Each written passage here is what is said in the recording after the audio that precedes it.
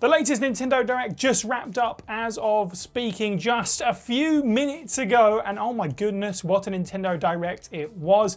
Hello everyone, I'm Sai for What Culture Gaming, here to run through the highlights of, yes, the June Nintendo Direct 2024, the latest Direct, the last one since, I think it was September last year was the last big proper Direct that we had. Other than that, it's been indie showcases and partner program in February alongside a Pokemon Presents. So there was a lot of anticipation, a lot of hype going into this, lots of rumours in the weeks leading up to it. Of course, it being announcement period in gaming. When it comes to the summer, we've had the Xbox Showcase, the PlayStation State of Play, Summer Game Fest and stuff. So we knew there was a Nintendo Direct coming. Nintendo had announced it themselves. There was a lot of hemming and hawing because they said, we're not going to show any new hardware. The successor to the Switch is coming, but this is going to focus on games. Basically up to the point, the end of this year, but there was a bit of 2025 in there as well. The most important thing is that Metroid Prime 4 is real. Let's just get that out there. That's the main thing we need to talk about, is that Metroid Prime 4 Beyond, as it's called now, exists. We've seen it. We know it's happening. It has a release window of 2025.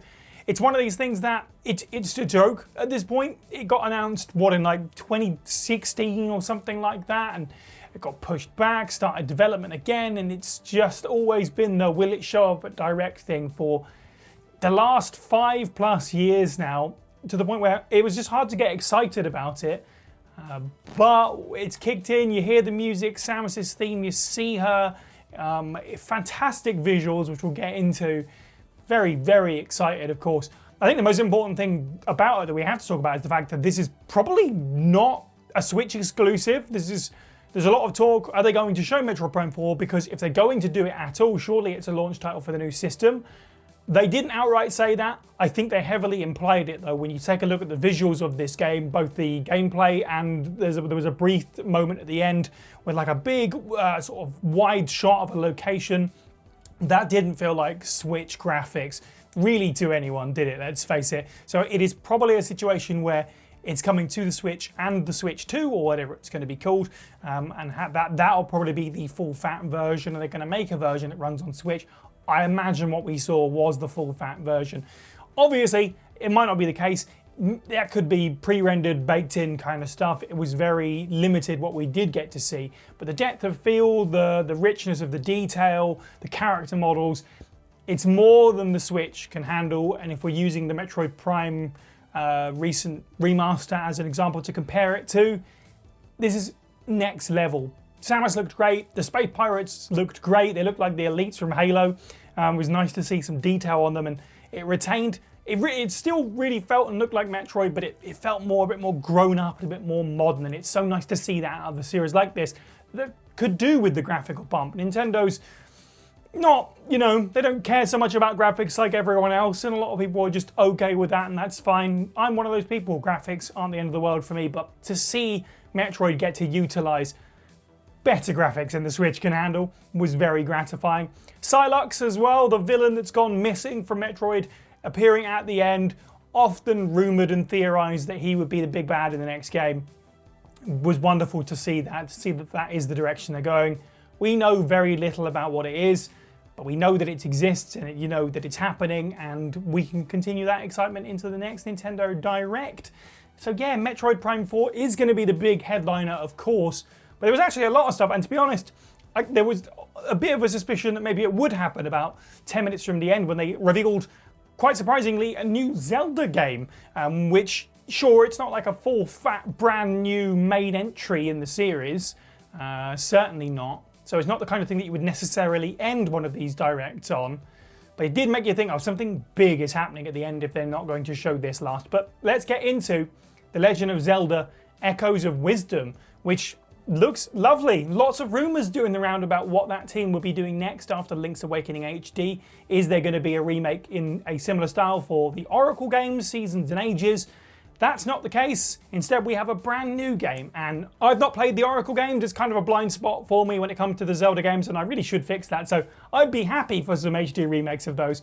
That said, I'm way happier for a brand new game, and something that people have been clamouring for years, Zelda as the protagonist. We just opened things up in a whole new way. There's a whole new playstyle that comes with it, and it really does look like they've taken a lot on board from Tears of the Kingdom, for example, and taking it in a new direction using physicality and physics-based puzzles, but in a 2D environment. It's obviously nothing like Tears of the Kingdom where you can just smash stuff together and solve stuff however you want, but it is a bit like that, because it's like, oh, you can clone any item and you can stack beds up and stack water up and go up at like a water elevator. So it's very similar, a low-key version of that. It's a fantastic approach because it's like going back to square one almost. Like we have Zelda, we have Hyrule.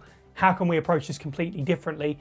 You can clone enemies and use them to do your bidding. They're very much leaning into, they made it very obvious, I mean, it's in the title, they're leaning into Zelda as the you know, wisdom, the Triforce of wisdom. Let's use your brain. So it's approaching a lot of stuff from, yeah, not a head-on combat-y kind of way, even approaching combat from a thinking perspective. How can I do this? Is it better for me to spawn an enemy or some items to get around them some way, somehow? It's a really cool approach. Probably a day one purchase for me. I'm really, really interested and excited by this. It's nice to see the Zelda series continue to do new things like that, while I'm sure other new stuff is bubbling away in the background. This is a really worthy kind of spin-off, if you like, and a great use of the team that made Link's Awakening HD.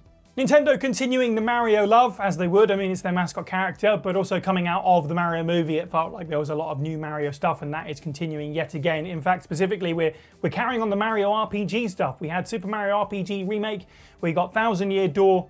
Has that come out? I don't remember. It's come out or it's come out. And now we have a new entry in the Mario and Luigi RPG series, which is really nice. I know I saw some low-key interest in something like this. It's one of those sort of C-tier kind of Nintendo franchises that doesn't necessarily get the love it deserves, being a, you know, spin-off series within a major series. But it's nice to see it back. It's got a brand new art style.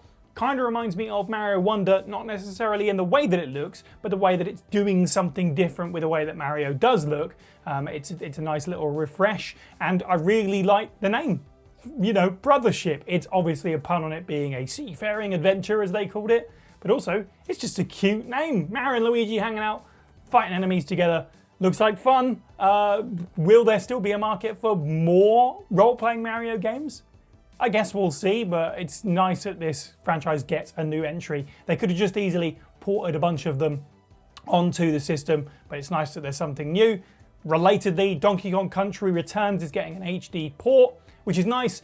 Series has been in a weird place for a while. I think now Tropical Freeze was really well received, but that was a long time ago, and I think it's time for a new game, something new, maybe something 3D again, something bigger, something meaty. But in the meantime, this was like a nice holdover. Until then, maybe this is a one of those, you know, buy this and support the IP cases, like with Metroid before, where it was like, maybe if you buy Metroid Samus Returns, it will lead to a Metroid Dread. So whether or not there's any new Donkey Kong in the works, I recommend picking this up, because Donkey Kong Country Returns is, more people need to play this game, including me. I only played little bits and pieces of it. I never owned it. It's one of those fun games that's fun to play with a friend. And hopefully, yeah, it shows Nintendo that we want more Donkey Kong. And also, speaking of surprise announcements, was the Super Mario Party Jamboree, which I think is the third Mario Party game on the Switch now at this point. Some really gorgeous looking game boards. You've got the shopping mall, there's something in the clouds, the raceway one, which was crazy, where you can move like 40 spaces and everybody's in F1 cars and stuff. Really fun, just silly stuff. Some kind of 20-person online play mode. Yeah, I don't think anyone was predicting a new Mario Party game. I don't know if anyone's really looking for it, but it's Mario Party. It will sell. I missed the last one, so maybe I'll get this one. They're always good to have on the shelf for when you want group gaming sessions. It's Mario Party. Don't mess with the formula, and it will sell. And yeah, it seems like they've approached it at least the right way here. So that's coming out in October. Obviously, there's some negatives to the way that Nintendo handles their preservation of titles and their WiiWare and their eShop stuff, however you want to call it. But plenty of excitement coming with the new updates to the Nintendo Switch Online services, with Four Swords, the Zelda game, coming for everyone with online play, which is really nice. It's really nice when they do stuff like that. You get Metroid Zero Mission as well to capitalize on the excitement of Prime 4 and make sure everybody has every game in front of them from that series. So still waiting for 2 and 3 from the Prime series. Come on for the GameCube titles on Switch Online. I'm losing myself here. The point is, we also get, if you pay for the extra expansion pack, Turok, which was a fantastic surprise, and Perfect Dark with online multiplayer. I think it said available now as well, which is super, super, super exciting. These are games that probably we should have had access long before now. The console's been out since 2017. We should have been able to dig into these games already by this point, not in the last gasps of the console, but it's hard not to be excited the fact that we can play Perfect Dark online in 2024, and I am absolutely going to be playing Turok. Yes, indeed. There was a lot of stuff in the 40 minutes. I'm not necessarily going to hit all of it, but in terms of third-party things that definitely need a mention is the Marvel vs. Capcom collection. Wow, didn't see that coming.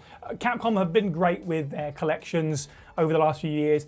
We've had Mega Man 1s, we've had different fighting game scrolling beat 'em ups and that kind of stuff. So to see the MVC collection's really nice, MVC 2 in there obviously being a big deal, but also I think the low-key big deal of it is like including stuff like the Punisher game, which severely needs a re-release like this, because yeah, one of those titles that people do look back on from the retro and be like, that was really neat, why can't we play that again? And for me, I've always wanted to play X-Men Children of the Atom, and now I have access to it, so I'm super excited to sit down and play that with friends. Local co-op wins the day for me again, so really excited to see all of these collaborated, all pushed into a collection together, and that's coming out for everything, I think, not just Switch. It's definitely a multi-format affair, so a lot of excitement around that. It's also plenty of excitement for me around the Ace Attorney games, because it's a series that I really should play more of. I've only just played the first game, but I really like that a lot of them are available on the Switch, if not all of them now, I think, including the Ace Attorney Investigation Collection here.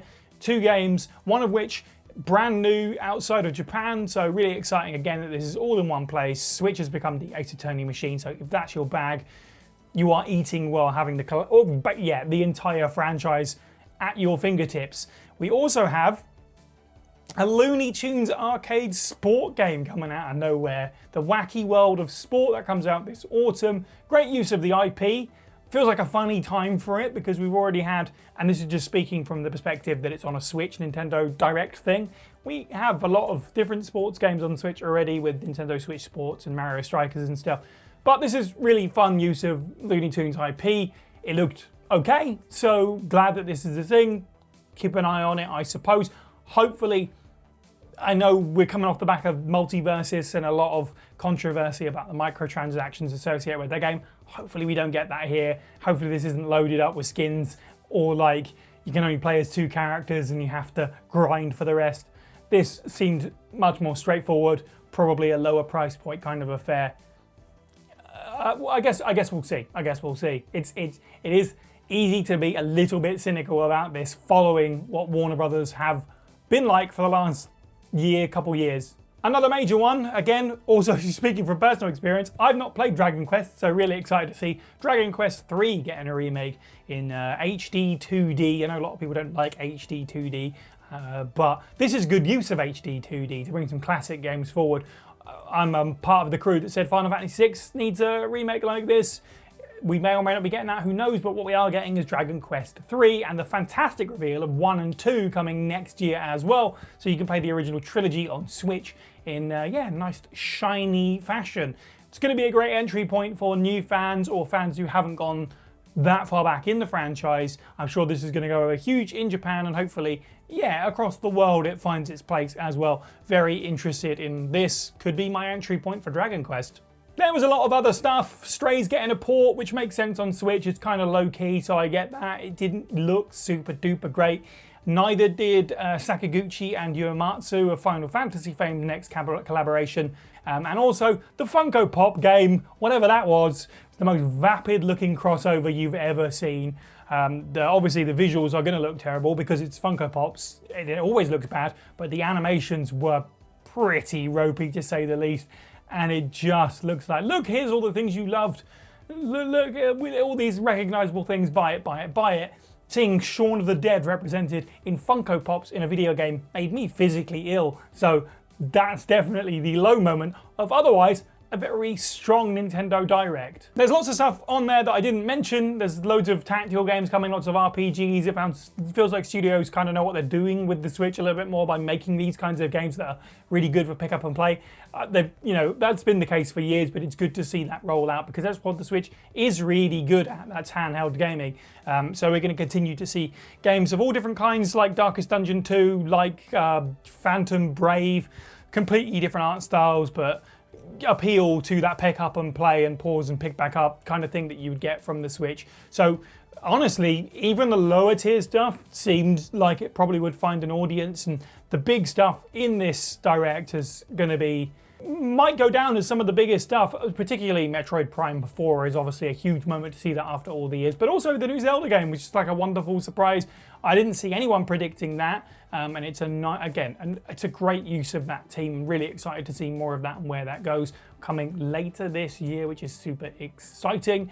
Let me know down in the comments below what you thought of the Nintendo Direct. How would you rate it compared to the showcases and stakes of plays that we've had in the last few weeks? This is right up there for me, but it did have a lot of things that I was looking for as a huge Metroid fan. I am over the moon with that. But yeah, it's nice to talk about Nintendo. We don't get to do it a lot on this channel because people don't always show up for it. But if you showed up for it, I appreciate you. Thank you for watching this video. And yeah, catch you next time. Have a good week.